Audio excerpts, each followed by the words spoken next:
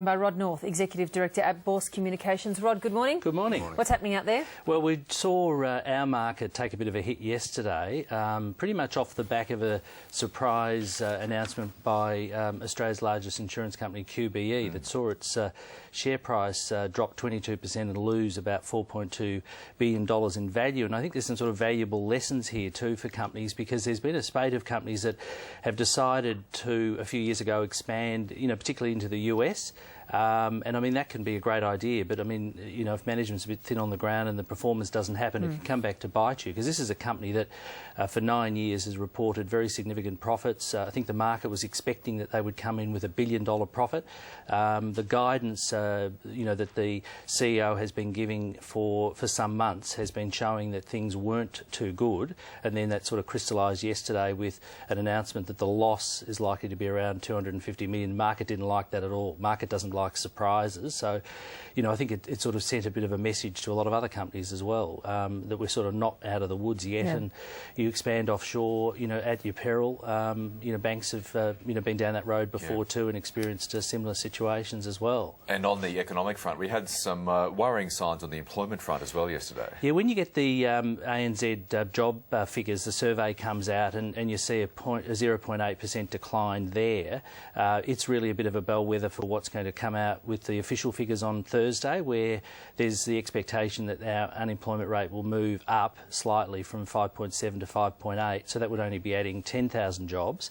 But this is against sort of the backdrop of Treasury still forecasting unemployment to rise, into next year up to 6.25%. So it concerns me particularly that two things are sort of hanging over the economy. One is a very high dollar. It's still unsustainably above that 90 cents, and the Reserve Bank and the government are trying everything to try and get that down. It's stubbornly there, isn't it? It's been hovering around that low 90 cent level for quite a while now. It just won't break through that level. And then if we've got sort of rising unemployment as well, they're two things that are of sort of great concern against obviously the backdrop of what we're hearing with potentially Holden, Toyota, Qantas. Some sort of week that goes by that we don't hear some news in respect to employment.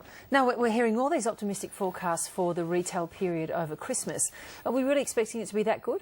Well, I mean, all the indications are pretty good. I mean, they're expecting $16 billion of sales over that period. Which would make it almost a record for a few years. Which would make it a record. It'd probably be the biggest record for 5 years. And then the internet sales have risen by sort of 20% as well. So that's a pretty encouraging sign. But I think one of the things that the retailers finally got their act together is, the exposure they've got on the internet as well. A lot more people are buying, local companies, internet-based products as well. Well, speaking of Christmas, I don't know if this is going to spur people on to actually buy, or if it's going to just, shock them into complete catatonia. But this is how one of our viewers today is planning to celebrate Christmas. There you go. No ornaments, no problem. Merry Michael saves the office tree. I like the sign. I have to work on that. Here. Yeah, I'm such an angel. Michael, you're the star on the top of the Christmas tree. Of course you are. That's hilarious. Where is this workplace? What is wrong with you people? Kira, we need to have a quiet chat off air. Well, I can better that. You can? I can better that, because I think we need to light up the news breakfast desk. So I've got one of these. Oh, no. Why would it just be you're going to electrocute me. Why would it just be the White House and the Myer windows and Harrods? You've got to plug it into your port. Get with the program, Virginia. Now, you've got 7 colours happening here. I can make it work. And it'll change. Oh, it changes. Why should everyone else have the fun?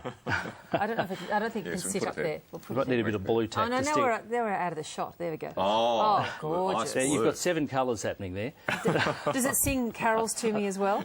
No, it doesn't sing. It doesn't have a singing version. I think that we'll have to ask them for next year. That's a good look. Put it back there. Just one way to brighten up the news desk. Okay, well, there's our Christmas tree. Let's compare it to what you might call a really standout Christmas tree. Oh, that's not fair. Here we go. Barack Obama lighting the traditional Christmas tree on the White House lawns. Oh, my God. Oh, come on. No, this is better. You can apparently see that tree from space, I think. Yeah, that doesn't change colours. Michael, get that off your head. It stays there too. This is much more personal. Thank you very much. That's very generous. So that's our first and probably only Christmas present on this program, so we appreciate it. Good. And thanks thank you so for much, all your insights this year as well. Good on you, Rod. Thank you. Great Christmas. Thank you, you too. Now, coming up on ABC News Breakfast, Holden Chief Mike Devereaux, as we've been saying,